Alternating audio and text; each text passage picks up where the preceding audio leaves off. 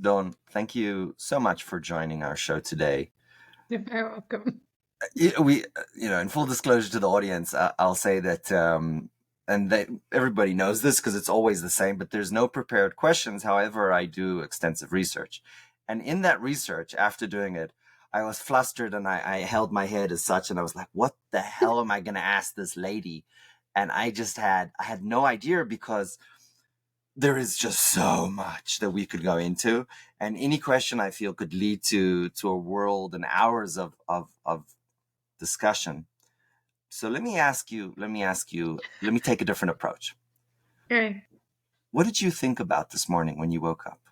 What was the thing that made you get out of bed? Well, my dog, to begin with, who needed to go to the bathroom at 5 o'clock this morning. The only time I'm ever awake at 5 a.m. is for my dog, or if I'm out sailing and I've been on dog watch, or I'm getting up for the sunrise on a boat in the middle of the ocean. Otherwise, I'm like proper. I love my sleep. So yeah. But I woke up thinking about the young lady that I've just hired to join my team. Because I go to bed every night and I ask the universe or my subconscious, whatever you want to call it, what do I need to do tomorrow? What decisions do I need to make? Or I ask, where's my next client coming from? Or, what's my biggest lesson of today? And I offer up gratitude. And I woke up this morning, and as I was walking around, it's a really beautiful morning. Oh, I'm so glad to be alive. So yeah. That is so beautiful. And again, so many places, so many places to go from there. I think there's an element of gratitude and appreciation and kind of wanting to get out of bed in the morning. I'll tell you a short story. I had this breakdown when I was very young, and I was working 18 hours a day, just work. And I actually had to be hospitalized. I had to get liquids because I was dehydrated. And, I got through all that. And then I had this talk with my boss. And he said, look, Ari, you need 3 things in order to have a healthy life. And, that's family, work, and a hobby, right? These 3 things, something for yourself. And what he explained is, look, if anything goes wrong with one of these, you lean on the other. If it gets tough with family, you lean on work. If it gets tough at work, you lean on family. That's your support system. Absolutely. And being in the single mind of, I'm going to work 18 hours a day, that's not a good strategy. And I'll tell you, I did not get out of bed. I did not jump out of bed back in those days. But today I do. And I just loved your... Sorry? Why? Why do you get out of bed? Why? Yeah. Well, I'll just state you have the a word. dog as well? Well, in fairness, I have 3 children. Okay, say no more. 3 children and a wonderful wife. The question, I think, why you get out of bed in the morning is incredibly difficult, right? I mean, there's the objective answer, the alarm clock, rang and kick me out of bed. I don't have an alarm clock. You know what? I do, but I wake up before it every single day almost. Of course you do. And it's such an incredibly difficult question to answer, right? Because on the one hand, you're asking this like simple question, why did you get out of bed? Something happened. But on the other hand, you're asking the question of what makes you jump out of bed in the morning. So I get to give life another go. It's like, come on, let's go change the world. I actually got out of bed yesterday morning and I said, come on, let's go change the world, one book at a time. Or, like things like that. Or I just love getting to have another go at life every day. I love that. I get to write every day. I get to help people every day. I get to dance to music every day and eat delicious food. Yeah. Why would you not get out of bed? So, Dawn, you started from humble beginnings. Yeah, I did. On a farm in, would I call it rural England? Is that a fair description? I would say very rural England. Yeah, there are only 200 people in the village I grew up in. Did you just come out in hives? How do you where does that how do you go from where you started, right? 200 people, small community. Yeah. What ha- what happened next? Because you made some really interesting decisions when you were very young. Yeah, I did. Yeah, I did. Well, I think when you grow up in that kind of environment and you know everybody and everybody knows you and everybody knows everybody's business, and then there's an international farm camp where you get all these bloody foreigners coming over speaking their dodgy languages, and like they're going to take all of us away and fill our heads with funny ideas. And when my mum used to say that to me, I'm like, cool, what ideas they can tell me. Wonder what they're saying in their bloody foreigner language. My dad still doesn't eat rice. It's foreign. He doesn't eat pasta. It's foreign. And, like the fact that I took aubergine back home and made baba ganoush, like that was just like, what is that shit? Sorry, excuse my language, by the way, I'm a sailor, I swear. Sign of high intelligence, I'll have you know. But it was that curiosity and like speaking to these foreigners. It was just so exciting. They came from all over the world. And, I'd never been on a train until I was 19. I'd never flown until I was 21. And I actually flew to Egypt to marry my Arabic husband, who was no longer with us. Hold on. Before that, Before that, let's just rewind. I'm not gonna let you get away with this. Before that, something happened before that. What was that? I converted to Islam when I was 15. Okay, so hold on. You're 15. Yes. Never met Muslim. You're 15 in a very rural village. Yeah. What triggered this? How did this come to be? And my religious education teacher. I blame Miss Eden. It's all her fault. Let's pile on Miss Eden. What did she do, and how should she be punished? Okay, so Miss Eden was one of those teachers that she loved God. And I was like, what? My parents don't even discuss religion. And I think religion or believing in God is only for posh people or for old people. That's kind of where my head was at. So to see my teacher, who was like in her 30s, I think, and she just loved God so much. I was like, wow. And then she started teaching us about all these different religions, and we had to choose a project about either Judaism or about Islam. We couldn't do it about Christianity because we were in a Christian country. It was all about learning them.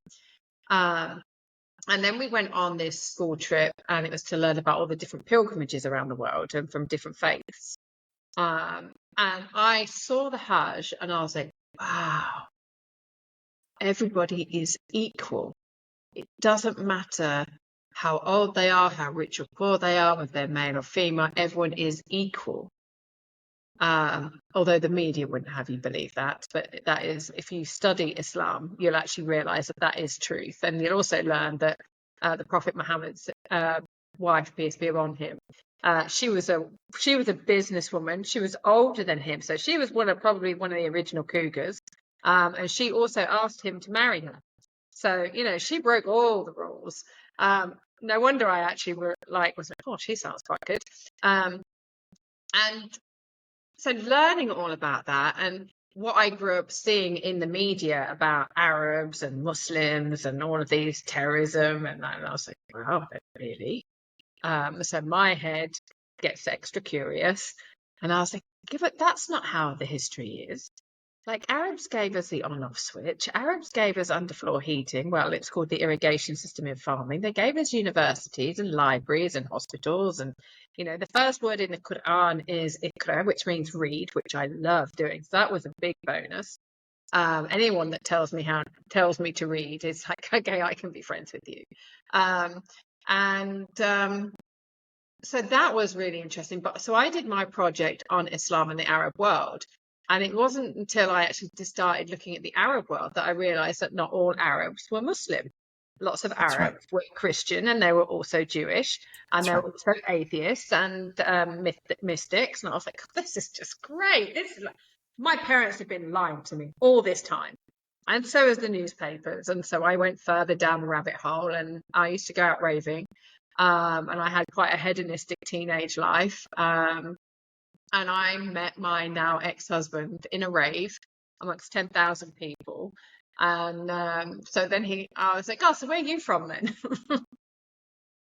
And he says, well, I'm Egyptian Palestinian. I was like, oh, are you? I see you're an Arab. So are you Muslim, Christian, or Jewish? Or do you not believe in God? And he just laughed, and he was like, no one has ever asked me that question. They all assume I'm Muslim. That's That's just right. stupid. You can't just assume someone. It's like when I've been traveling, and I've heard English people speaking, I've automatically started speaking a different language because I didn't want to speak to them. That sounds horrible, doesn't it? Um, and yeah, so when people meet me and I start speaking to them in Arabic or Spanish, like they're like, huh, what? They're taken aback because they've assumed I look English, or well, I'm Caucasian. They've seen the red hair, they've seen the hazel eyes, they automatically assume that I'm, from Scotland. So yeah, it's never assume. But that was, so I met him, and that did go down too well. Especially when I started seeing him and decided I was going to marry him. So there we go. And at some stage, so you're I would argue that you have this unquenching sense of curiosity. Oh God, yeah, I'm insatiable when it comes to curiosity. And that led you to learning and ultimately moving to Cairo, or I should say Yes. Egypt. We moved to Cairo. We did move to Cairo, yes.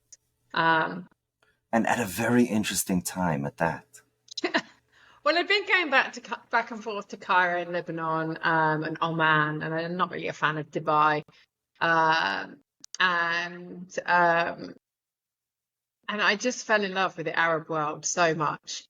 And it reminded me a lot of Britain growing up in the village life, in the sense that the villages were more about community, like farming. People were together, they respected, they worked hard.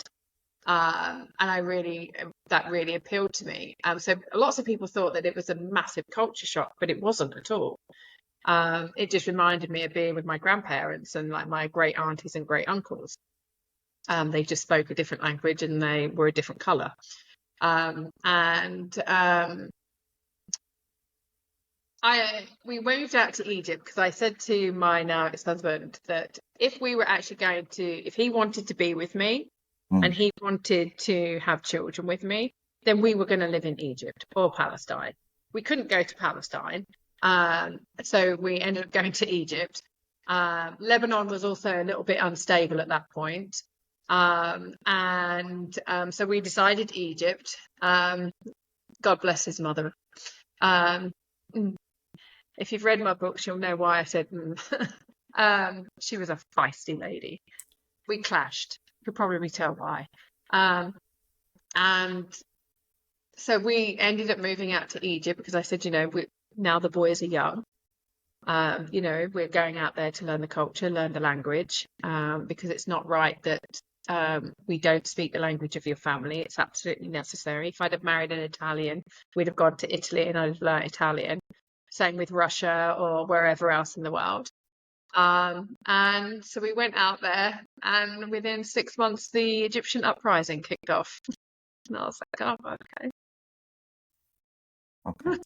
Let's bring our audience with us and talk Yes. about a little bit about what happened before the Arab Spring and after, Mm. why it happened.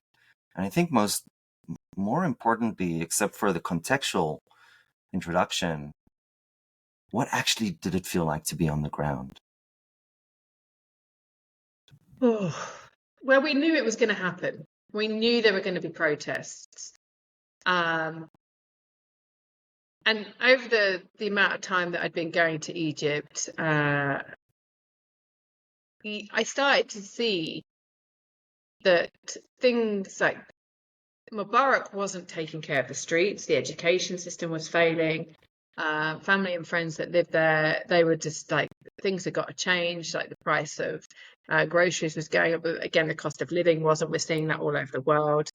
And Egyptians are, although they're quite feisty, um, they're feisty. They're never really. No one. We knew there would be a few protests, but it was so exciting to see the Egyptian people walk the talk. Like the numbers that came out, it was like this big family of people came together and said, enough is enough.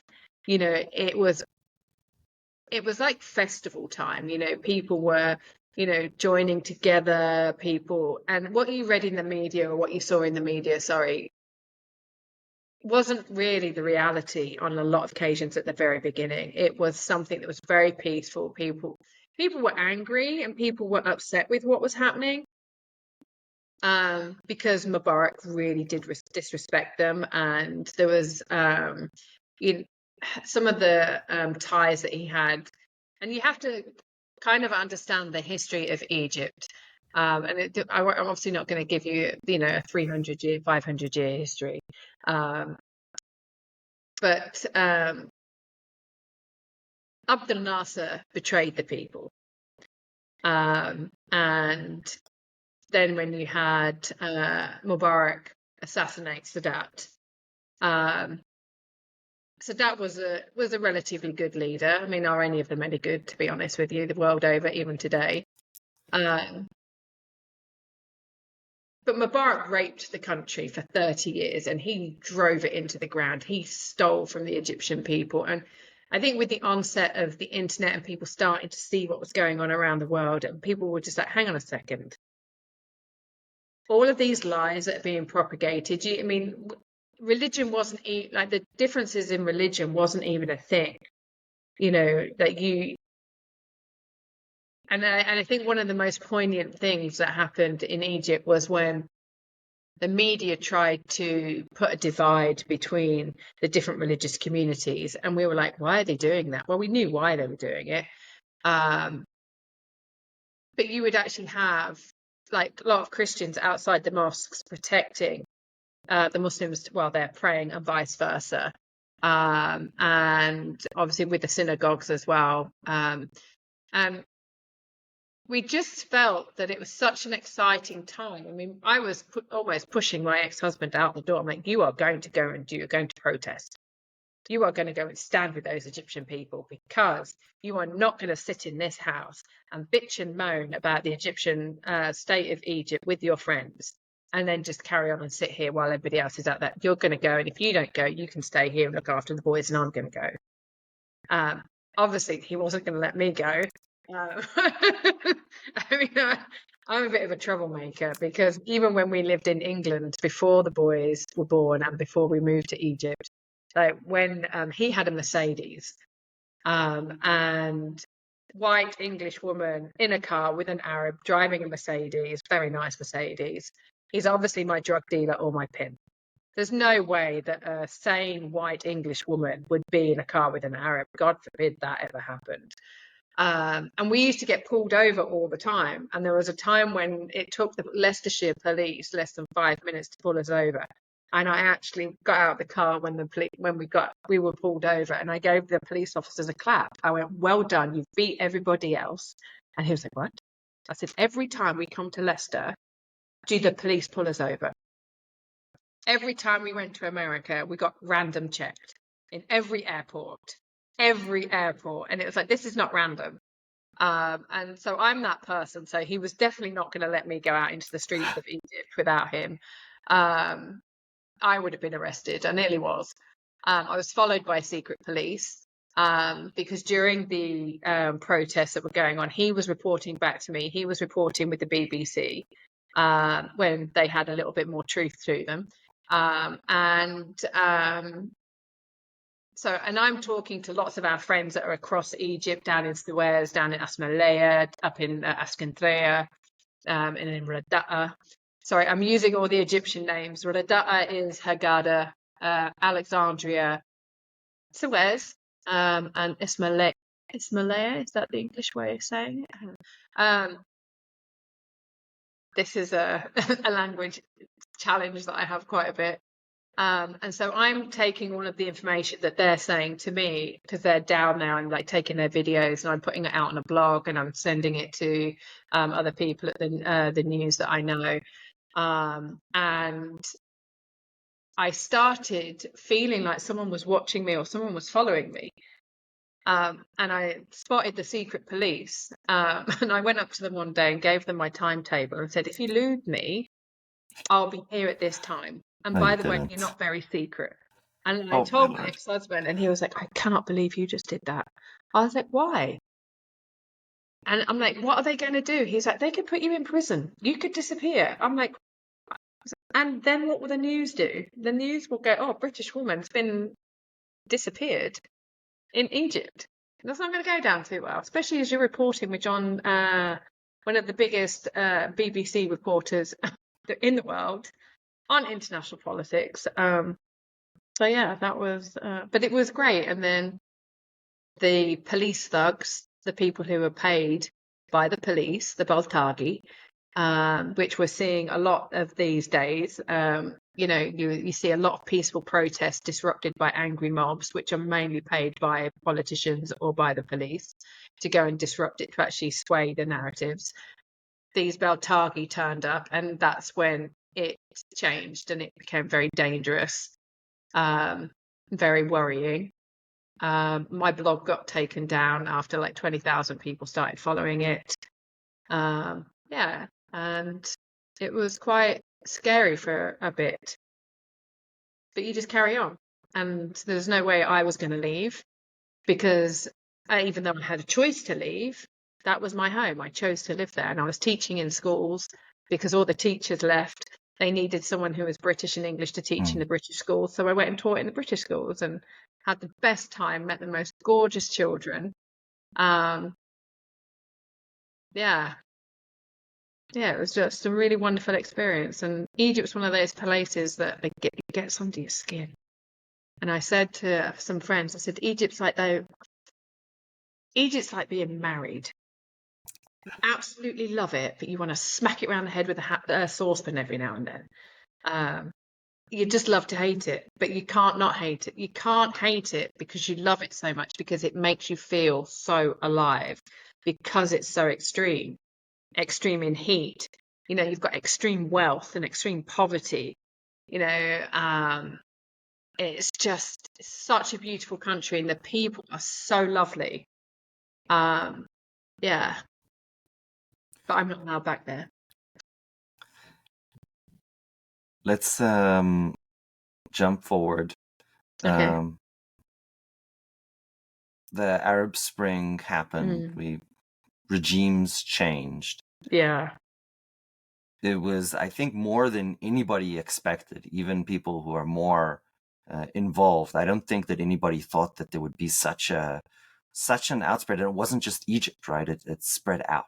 It's not called the Egyptian Spring. Yep. Yeah, it started in Tunis. My friends were in Morocco. They were protesting in Rabat. Right. Yeah, it spread out across, and good job too. Where did you find yourself after all the changes of regimes and after the Arab Spring started to cool down? We were still in Cairo. And then when we were really looking for, when Morsi took over, Mohammed Morsi, and then we started to see like narratives like that were coming out of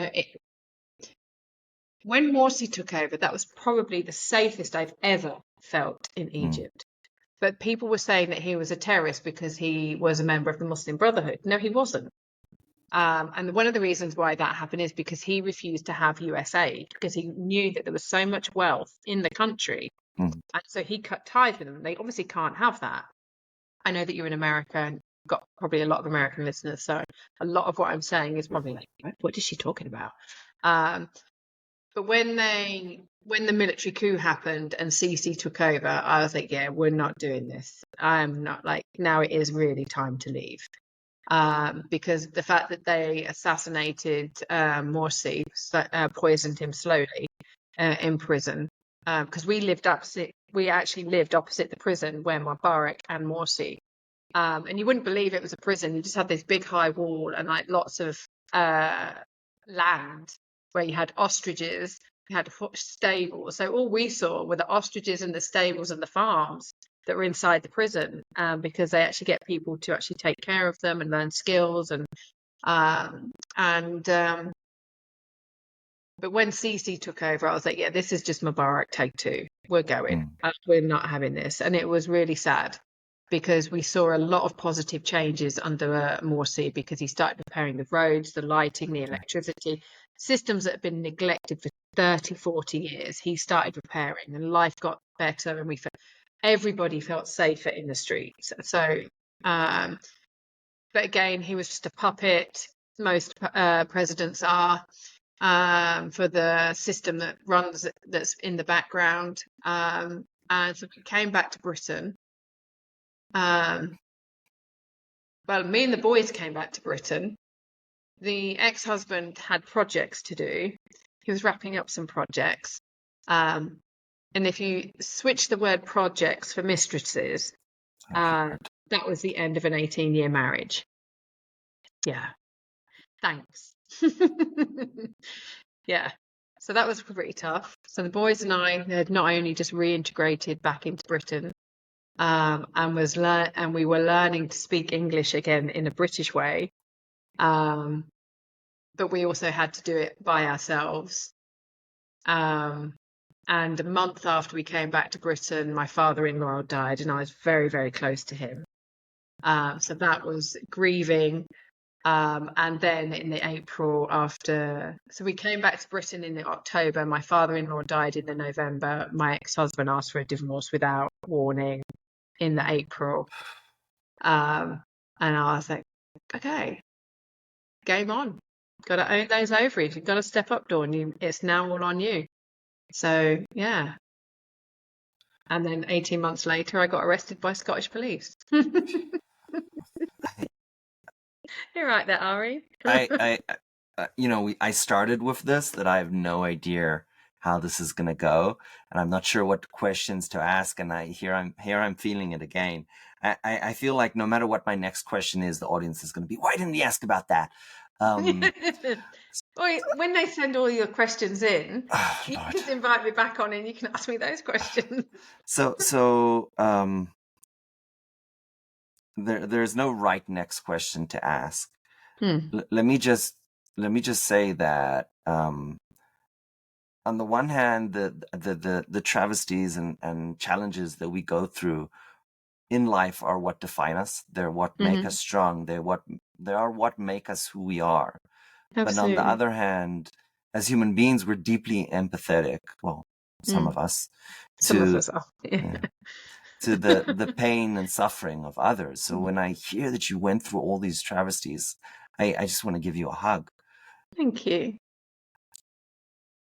How did you, this is just, you got slapped in the face, kicked in the one after another. Yeah. But you found the strength to take that next step to get out of bed. Yep. Now, for me, it would be the kids. What was it for you? Absolutely. My boys, they were watching. Their eyes were on me. You and I think this is the thing. I was talking to a friend who, she doesn't have children. She can't have children. Not now, by the anyway. way, that's not something that I would wish on my worst enemies. What, to not have children? To not be able to have children. Yeah, that is yeah. And then I think this is the interesting thing about people always say, well, how did you get to be an international best-selling author of almost 21 books and do all of what you've done and live in 44 countries and blah, blah, blah, blah. And I'm not dismissing what I've achieved, because I know that I'm so blessed to have been given opportunities and to have been able to have the character to be able to spot those opportunities. Right. But when Miss Collins, my careers teacher, when I was 14, she never said, what job do you want? Right.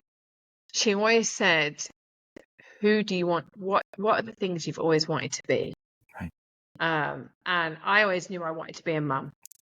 I always knew I wanted to have my own business. I just didn't know what that looked like. So I did child development and I did drama because, believe it or not, I'm quite shy. I am. Like I've been put in the finals of the National Business Women's Award for social justice. And I'm like, oh, I've got to buy my tickets to go. But because I know there's going to be like a couple of hundred people there, that's a lot of people. That's like, I'd rather just stay home and read a book. I like my books, as You you can know, probably tell from my background. And this is I not all of them. it's hard. It's hard for people to believe you because um, it's hard for people to believe me. I tell people I am an introvert, an Mm, extreme introvert, and they don't believe me. And I'm just like, yeah, when I was, when I was yeah, 12, I had this like dirty t-shirt and baggy pants, and I was behind the computer, and that yeah. lasted into my 20s. And this idea of being social is something that I learned and practiced, and my wife is Why probably do one you of think the. I did drama? There you go. So it definitely isn't you can acquire the skill. That's the good Hmm. news. Yeah, you can. Um, but I don't know if you would agree that with this, but if you started as an introvert, you know, it's still work to those It social is. interactions, right? It's It not your is. sweet spot. No, that's why I wear earpods all the time. And yeah, it just shuts out the world A little bit of because I like my own space, and traveling the right. world myself was just great. That's right. Mm, You're back in England. You're yes. pulling yourself up literally by Mm, by your bootstraps. Maybe not literally, but yeah. bootstrapping yourself back up. Like Adidas trainers. Yeah. Yeah. Yes, there you go. I was putting because see, this is the thing with wearing Adidas, is what we call it in Britain. We call it Adidas. We don't need Nike to tell us to just do it. We already earned our stripes. There you go. That's why I wear Adidas. I love that. Yeah. As you're emerging from this tumultuous time in life, Mm. what did you learn? What was your new insight? How did it change who you were going through that period? Um, I I didn't feel that I could trust anybody. I didn't feel that I could trust myself to trust others. And I think that's a very big distinction, that when you have just discovered that your husband of 18 years has been cheating on you for the whole entire time that you've been together, and you're a pretty good judge of character, and like, even clients that would, or people that wanted to deal with me, I'd be like, yeah, I'm not going to deal with you. But it was quite interesting when we did run our business together. He brought three people into the office. I was like, we're not working with them. He was like, "What? We're not working with them. I just get a really bad feeling about them. They're not. I don't want them anywhere near our business." And he ended up working with them anyway, and they were the ones that ended up owing us a lot of money. Everyone else, I knew, like I had this. I think in Over the Hedge, the turtle gets a wobbly tail, and as a parent, you'll know what I mean. Um, he gets a tingle, doesn't he? And it's like, I'm not.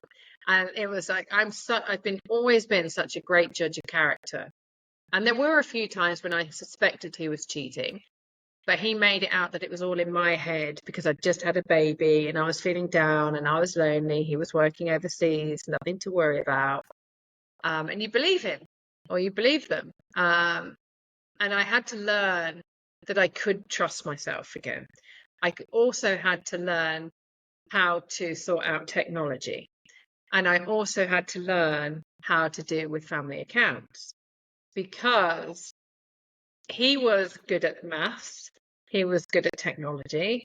They were his roles. I dealt with the boys, I dealt with the running of the house, very traditional roles, not because of, I am quite a traditional woman. I want to be home, like, I mean, even when my son said recently, when you find the guy, he's going to be saying, you work from home, you cook great, and he's going to come home to a home cooked meal. I'm like, you bet your ass he is, because I am going to cook for him. If he's been out the home all day, he shouldn't be coming home to cook.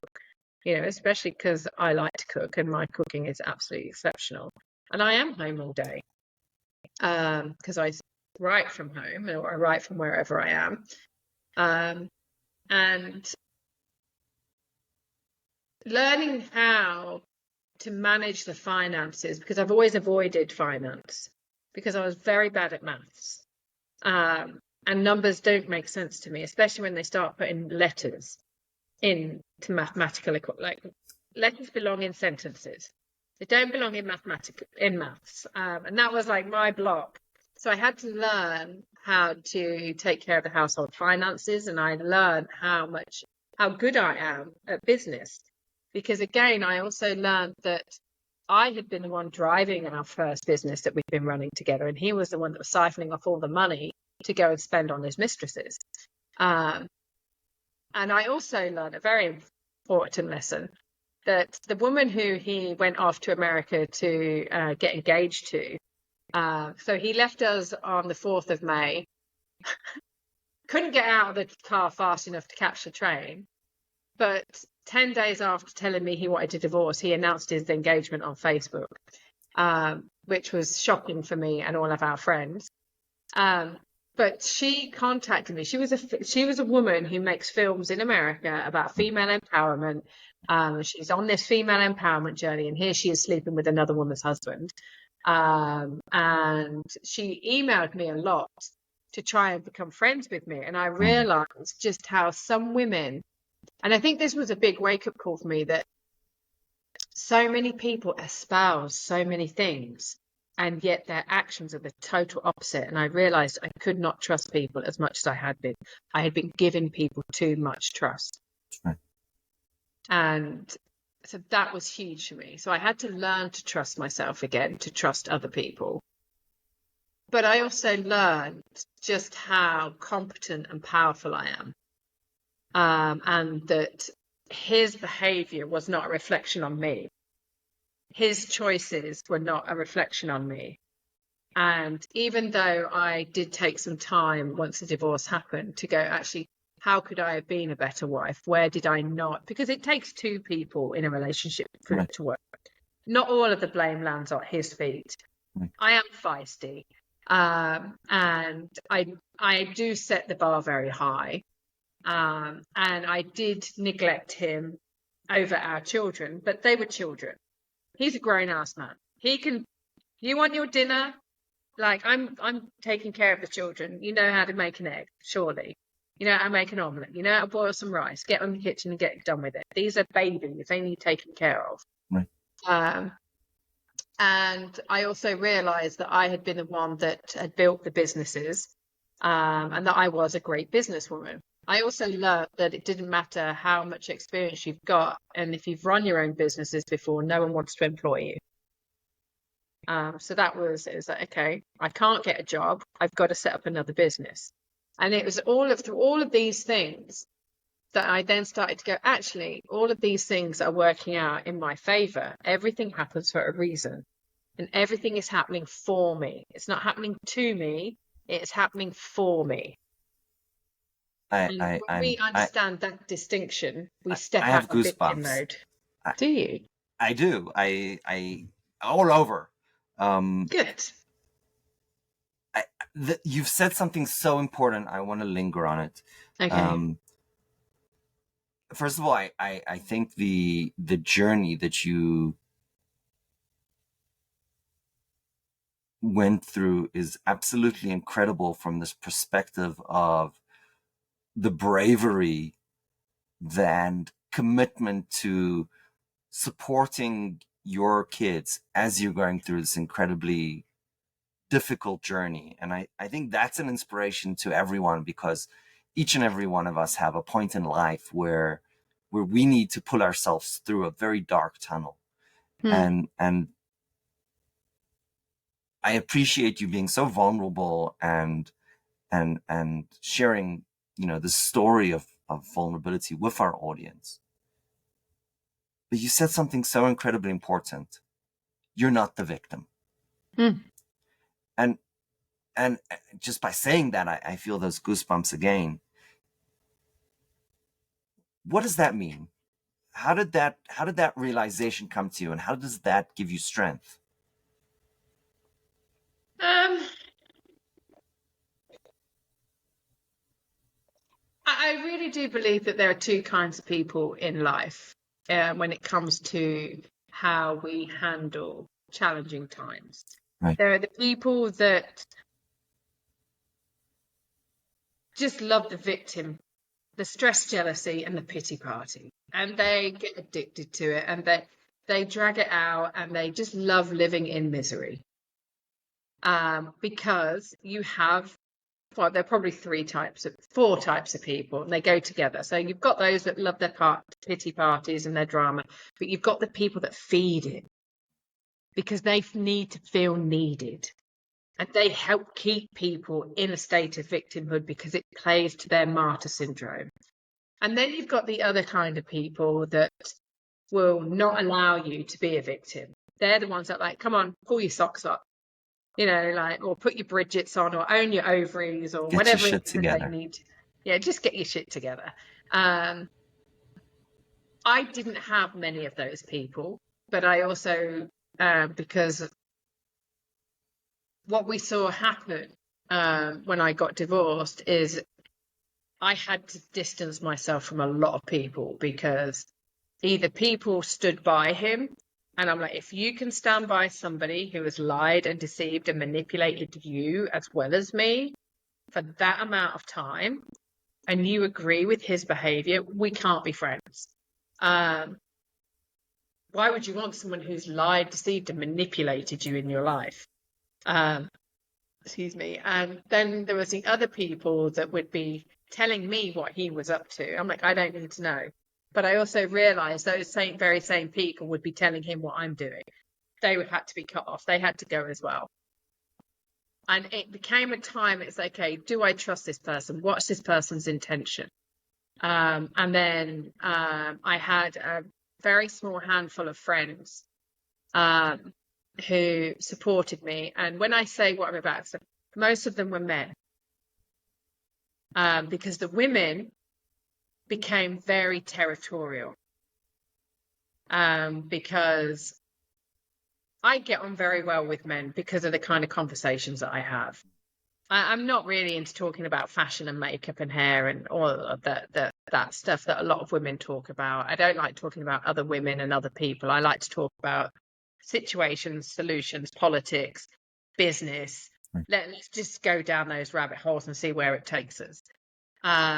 And I channeled a lot of my pain through my mixed martial arts because I did mixed martial arts. And so instead of getting angry with him and feeling like a pity party, I chose to do mixed martial arts with my boys. And we all went to the dojo 3 nights a week and we just kicked the crap out of each other. It was great fun. I got into the best shape of my life. And it was just like, I can do this. I can do anything I set my mind to. And this is where people, the mind over matter, and be careful what you wish for. Right. There's a reason why we say those. The pain I don't mind, so the pain doesn't matter. And it's about how we use words. And yes, I'm a writer and I can play with words and things like that. But it is it's like if I'd have gone down that road of surrounding myself with people who wanted to keep me a victim, or to portray me as a victim, I wouldn't have got anywhere. So there was a very dear friend of mine, Ali, and another one called Debbie. Both of those ladies. Ali, I remember her saying to me, Dawn, you've been a single mum since I've known you, because he'd lived away a lot. And that put things into perspective. Debbie, she didn't accept any excuses, and she's like, just get on with it. I was like, okay. But the rest of my friends were male, and it was their support of me. And they were married, and it was just that we were just friends. So it wasn't that they were trying to hit on me or get into my knickers. They were just wanting me to own who I was and reflect back to me what they saw. And they saw a very powerful woman who was very confident, very intelligent, and who was very determined and who had been betrayed. Right. And that meant the world to me, but they wouldn't allow me, and neither would Sensei. Sensei would always tell me, he goes, Dawn, you are not a victim. You're already a black belt in your mind. And that, I remember one day we all stood in a gauntlet in the dojo, and he came down and he was like, right up in our faces. He said, what makes you fight? And I was like, I just pretend you hurt my children. From that point on, everyone else was like, okay, we're not fighting with her. And I got the nickname Scrapper. And so that was good fun. But I just surrounded myself with people who celebrated greatness and celebrated strength. And they just cheered you. We all cheered each other on. And when I got into quite a bit of trouble a few years ago, because I said depression is a choice. And a lot of people didn't like that. And I get that there is a chemical imbalance in our brain, like serotonin, dopamine, like, and all of those. And like you've got your cortisol and your adrenal. But when you're depressed, you have a choice to stay depressed, or you can make a choice to manage your depression or to get out of depression. And a lot of depression comes from the people you surround yourself with, staying in a job or a relationship or a home you're not thriving in, the food you eat, the things you consume. If you're drinking alcohol or drugs or cigarettes, or you're eating processed food, you're not working out, you're not out in nature, all of those things lead to depression. And there was at one point in my life because I got really severe postnatal depression with my second child, because I was given 24 hours to live with him because my body had started to go into osmosis. Yeah, I know, it just keeps on coming. But if you understand, I had almost given up at that point. And that's why my body went into osmosis, because it was almost like, well, if you don't feel the value of living and you don't see the value of yourself, well, you might as well die. And it was like, okay, no, I had to find that courage to keep going. And you do, because you see your child and you can't leave them. And I've written a book on what causes women to want to take their life. And I've also just published a book about men wanting to take their life. So the women's one was Alive to Thrive. The men's one was Tough to Talk. All the proceeds from those books goes to mental health charities. And I had been put on some of the strongest antidepressants at that time. And when I spoke to the doctor and I'd gone cold turkey and I was like, I don't want to be on these anymore. I mean, I was convulsing because I put myself through cold turkey. Because I made the choice. I did not want to be on antidepressants, because whilst we're on antidepressants, we're numbing that pain. We're not dealing with it. And I equate it to having a splinter in your finger. You can keep that splinter in there, keep putting cream on it and put a plaster on it and, keep medicating it and numbing it. And it's still going to be there. But it's not until you take that out and you deal with that root cause of your depression. Right. And when you have that depression, it leads to these neuro problems and the autoimmune deficiencies, because you're effectively telling your body to give up on itself. Anyone that's ever heard of Dr. Joe Dispenza or Abraham Hicks, any of these like epigenetics, like the quantum realm, when you start playing in that field, you actually realize how powerful we are.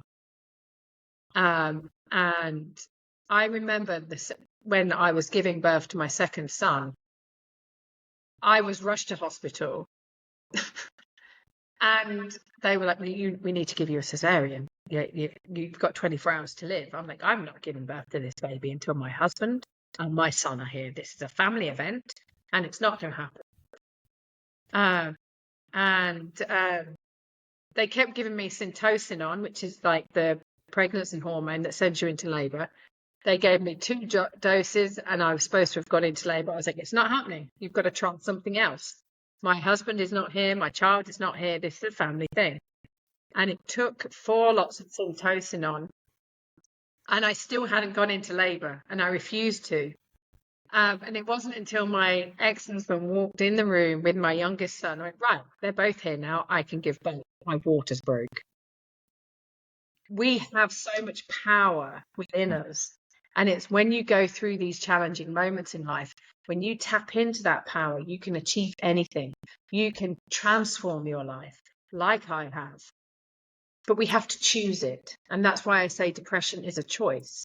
We can choose to stay depressed, or we can choose to take that and turn it into our power.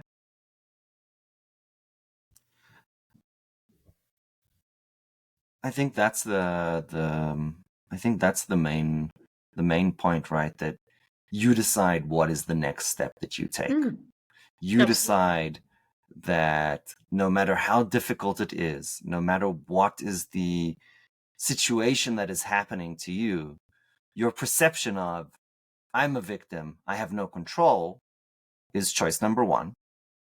Choice number two is this happened to me, but I am No, not it a happened for victim. you. Happened for me. Everything happens for us, not to us. Another goosebumps just going down my right shoulder. This happened for me. But even saying that, this happened for me, you've already made the choice. You've made the choice that I am not a victim. And this is part of my journey, and this is part of what is making me who I am. And I've made the choice that I'm not a victim. I have control, I have power, and I can take that next step. Yeah. I think I am at loss of words, and we knew this was going to be a problem I would have today. Let me ask you one last question. Okay. And it's a two-parter. One is, what is the time at life that you would go back to and answer yourself the following question? What should I do differently? What advice would you give me? I wouldn't do anything differently. Why? Because then I wouldn't be the woman I am today. And I wouldn't be able to sit here with you and share my journey that would inspire others and give you goosebumps and make people rethink who they are. And I would have missed out on so many things that I've got to enjoy. I might not have my children. To go back is to have regret. There's no regrets in life.